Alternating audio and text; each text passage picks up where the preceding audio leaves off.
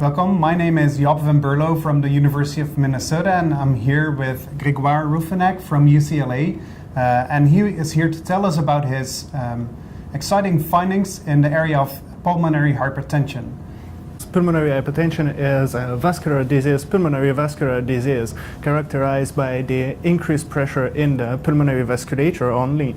And this is due to the vascular remodeling in the distal pulmonary artery, which lead to this increased pressure. Mm-hmm. And the sustained pressure will lead with time to right ventricular failure and patient death. So here we investigate the role of oxidized lipids in pulmonary hypertension, and previously our lab and others demonstrated that oxidized lipid is increased in the plasma of this patient and participate to the vascular remodeling, so the smooth muscle cell proliferation and the inflammation that we can see in pulmonary hypertension. And so now we are more going a little bit forward to understand how oxidized lipids work in pulmonary hypertension.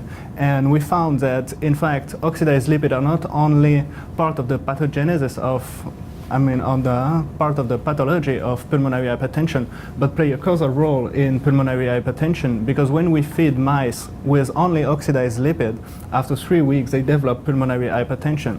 So making the oxidized lipids a really important player in pulmonary hypertension pathogenesis.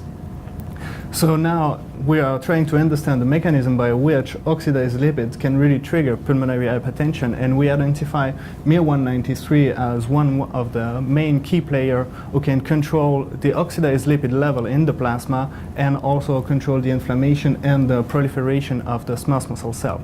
So we hope that this finding will open a new avenue of research to find new therapies to cure this disease by targeting the oxidized lipid metabolism. Really interesting. And can I ask a couple questions? Do you think that oxidized lipids specifically target the pulmonary vasculature, or could they also be involved in increased vascular resistance in other arteries throughout the body? So it's already known that oxidized lipids participate in atherosclerosis. Why in these mice? Well, because the mice we use, the wild-type mice, are usually protected against atherosclerosis. So at this point, it seems like the pulmonary circulation is more sensitive to oxidized lipids compared to the systemic circulation. But what is the difference between the systemic circulation and the pulmonary circulation, making it more susceptible to oxidized lipid? At this point, we still don't know. So these oxidized lipids, I assume, can be produced by the body, and is that indeed the case? And if so, under what conditions does your body produce oxidized lipids? So we know that oxidized lipids can be produced during injury, vascular injury, and will help either to promote the inflammation or to resolve the inflammation. So each time the oxidized lipid can have both roles, either pro-inflammatory or anti-inflammatory. But the exact mechanism and how oxidized lipid can play both ways, inflammatory and anti-inflammatory, is still undergoing. So an important aspect, in my opinion, to heart failure is the development of increased pulmonary vascular resistance, because ultimately that will lead to failure of the right ventricle, and this is a condition for which we currently don't have a whole lot of therapies available. So do you think that in patients with heart failure, the levels of oxidized lipids might predict whether the right ventricle will undergo failure? So maybe, because a recently published paper demonstrated that we have in pulmonary hypertension in the right ventricle accumulation of lipids in the right ventricle. So at which point the oxidized lipid participate in this lipid deposition in the right ventricle is still not known, but it seems to play a role in the right ventricular failure. A really interesting aspect about the study that you presented, I thought, was that you can feed mice these oxidized lipids, which suggests that it is a dietary component.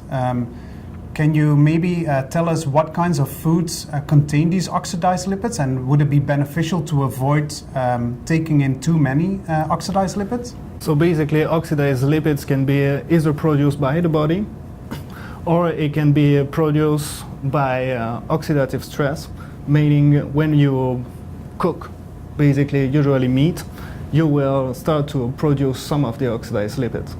So what we know is the Western diet, so high sugar, high fat diet, is usually a pretty good source of oxidized lipids. Excellent. So that would suggest that maybe if we avoid eating too much sugar and too much fat and too much meat, we could lower the levels of oxidized lipids and thereby potentially prevent the development of pulmonary hypertension and maybe of even more detrimental effects like atherosclerosis.